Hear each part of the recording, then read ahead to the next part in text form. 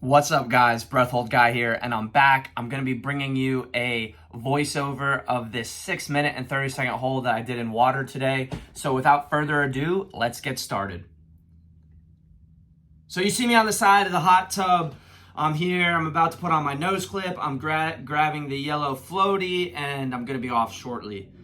Today was interesting. The water temp was 102 degrees Fahrenheit. I might have set an unofficial world record for longest breath hold in warm water. I'm not sure. Let me know what you think in the comments down below. But yeah, you could see the steam rising off the water. It was ridiculously hot for a breath hold. Air temp was 43 degrees, which actually saved me, and I'll tell you why. So today for warm-up, what I did on my bed, I did some residual volume holds. I started at a minute, did two 115s, 130, 145, 2 minutes. Once that was finished, I put on my swimsuit and I went downstairs to get into the hot tub. So I just put my face in the water and I instantly realized how hot it was. And I was thinking to myself, gosh, can I actually make this? Can I make this, 5 minutes? Because I was only thinking about breaking my record from yesterday. I wasn't thinking about going for 8 minutes. It was just about making any sort of improvement.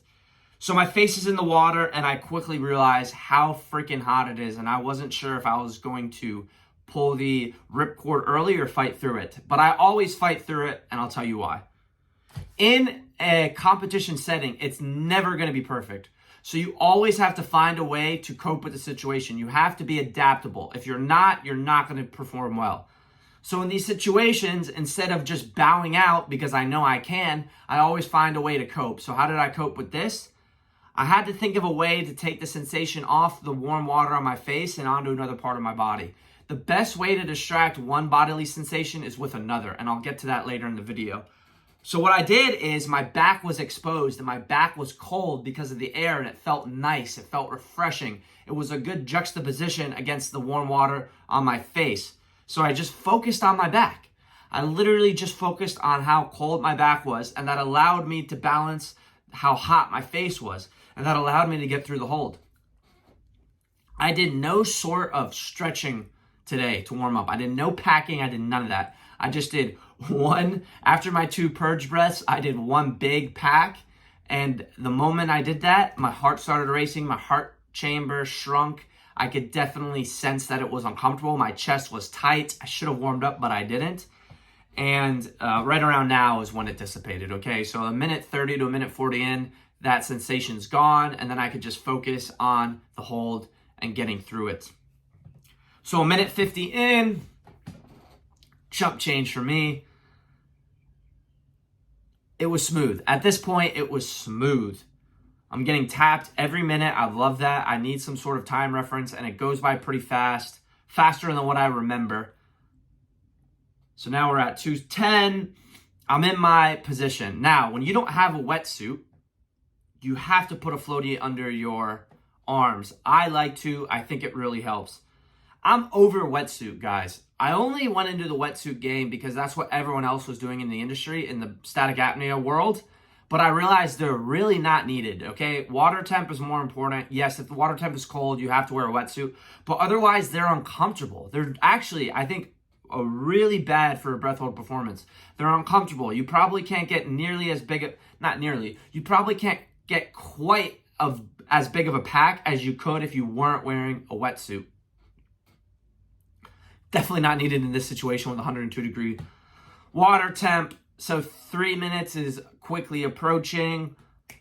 Boom, 3 minutes, I get the tap. And I would say right around now is where I begin to transition out of the smooth phase and into that 1 minute to 90-second phase of transitioning into it being uncomfortable. This changes from hold to hold. It came around, 3 minutes. If I'm lucky, it comes around 4 minutes in some of my best holds. But I'm not there yet. I'm just coming out of retirement, so stay tuned for that. But yeah, 3:30, okay, this is when it starts transitioning, and I could feel it. I have not gotten a contraction yet, but it's slowly, and that's what I notice. When you do a lot of hyperventilation, when your transition starts, it is hard, and you are mentally not as confident because you kind of cheated death a little bit, okay? So you delayed contractions, but when they come harder, and you're mentally not as strong because you know you cheated. I don't care who you are. When you hyperventilate a lot, you know you're kind of avoiding pain, and it's not a confidence boosting thought. But when you don't and they come, you feel strong. You feel able because you know that you did not cave. You did not take the easy road. So 4 of 16. Okay, so what am I doing here? I'm doing the mouth maneuver.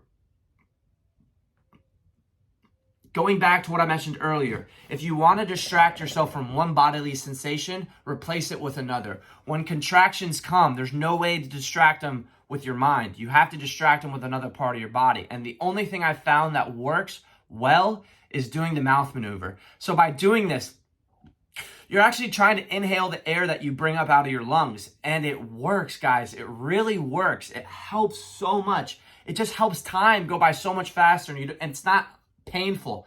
And I promise you, you're not wasting that much oxygen, okay? You're not wasting a lot of oxygen by doing the mouth maneuver. If anything, you're probably wasting more oxygen by having big contractions.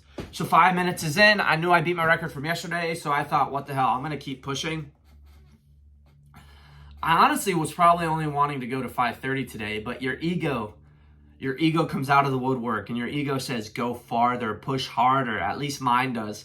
So 5:22, 5:23, I knew right around here I was transitioning into the last part of the hold. You see me grab onto the side of the hot tub, and this is great.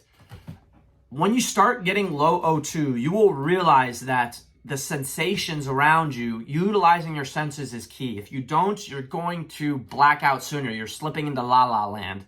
So by grabbing onto something, now you're holding onto something. It's one connection to the external world. Another thing here is you see me raise my ears out of the water. That was excellent. All of a sudden, I started to hear the birds chirping. And that really awoke me a little bit. It got me out of that slump where I was with it. I could hear the birds very clearly. I wasn't low O2. I knew I was still very comfortable. So 6 minutes passes and I'm thinking, okay, this is just icing on the cake.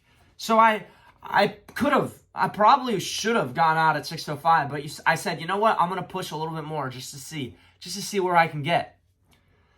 So right around here, 6:26. Okay, I'm about to surface. And watch this protocol, guys. It's butter.